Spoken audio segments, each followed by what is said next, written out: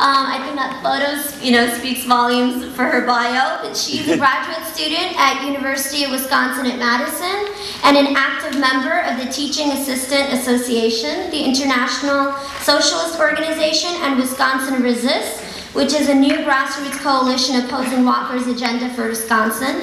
Elizabeth's recent activities include occupying the state capitol, organizing against the privatization of the University of Wisconsin at Madison, and organizing support for workplace actions against Walker. Elizabeth Wrigley.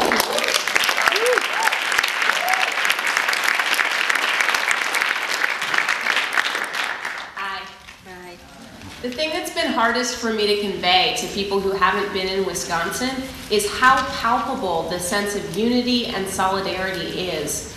Being in Madison, it feels like it's the people against the governor and the Koch brothers, frankly.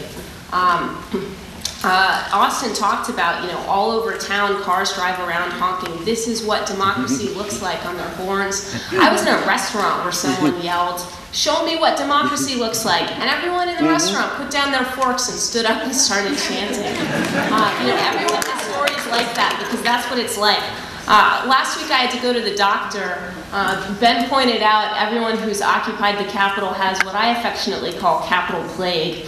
And the first question at my doctor's visit was, "Didn't you get dragged out of the Capitol by the police?" And after they finished thanking me, all of the nurses wanted to talk to me. And they wanted to talk about the fear that they have that they won't be able to afford to stay nurses if Walker's cuts go through.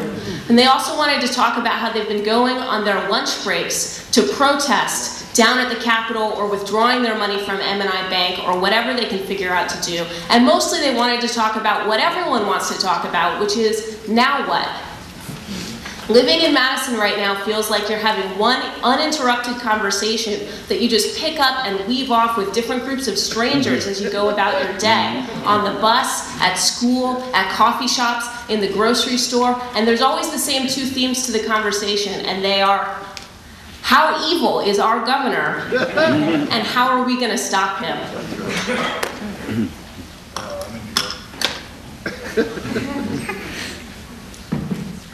When Walker started ramming his bill through late last week, the phrase on everybody's lips was general strike. When I got into the state capitol, there were already thousands of people chanting that. And I think what everyone was hoping that day is that the teachers would go out first and then everybody would just kind of follow them like dominoes. And actually, I believe that that day, the day that the Assembly voted the budget repair bill through, if the teachers, or for that matter, if anyone had called for sick-outs, I think many, many workers from many different sectors would have followed. But that's not actually what happened.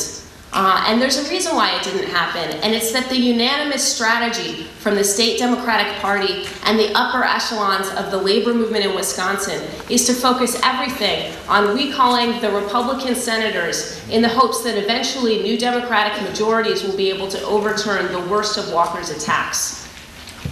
Now, to be very clear, I believe that every single person who has aided and abetted Walker's agenda for Wisconsin deserves to be recalled. Yeah, and the fact that a bunch of them probably will be is a very good thing for Wisconsin. But there are also thousands of us in Wisconsin who know that that is not enough. And we know that the reason why we've gotten this far is because of the direct action of tens of thousands of people. Some of that was thousands of us occupying the Capitol for 16 straight days and nights, and then occupying it again when the bill went through. Some of it was also the direct action of teachers shutting down schools so that they and their students could join the protests instead. When we sat in at the State Assembly last week, 2 weeks ago, all the time blurs together, to try to stop the bill, we sat in at the State Assembly. And the state Democratic staffers and the NGO staffers came to beg us and command us to leave like the police had ordered, which is actually something that happened repeatedly during the Capitol occupation. And what they kept saying to us was, think about how this is going to look. You're not thinking about how it'll look. It looked great.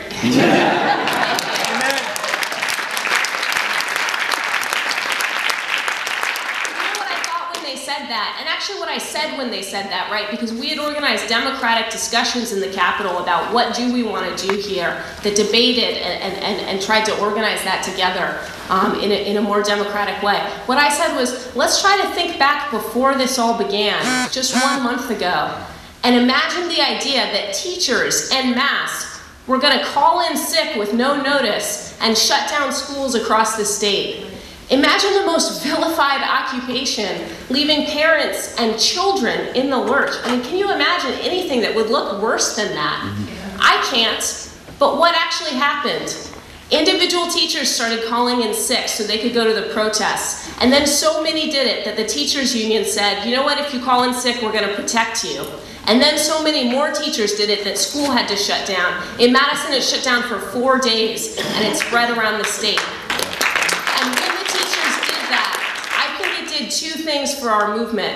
The first is that it changed the narrative about public sector workers in Wisconsin, because the teachers had to explain why did we call in sick, and that story started to get out. And because the students came, thousands of students from around the state flooded into Madison in support of their teachers. In Madison, thousands of students, high school students, went back to school on a Saturday just so they could walk out again.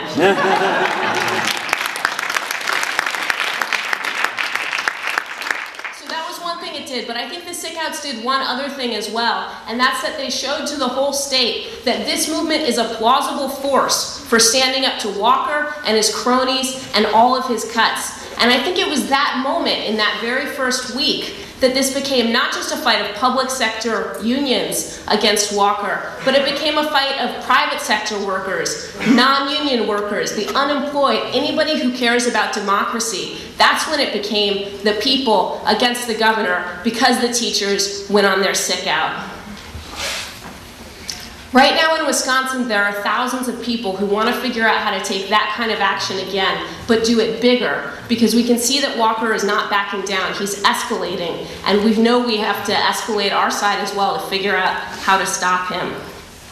There's no immediate venue for people who feel that way to try to express that feeling or organize it. That's something that's just beginning, right? So there's small coalitions forming. I think that we're in the early stages of that.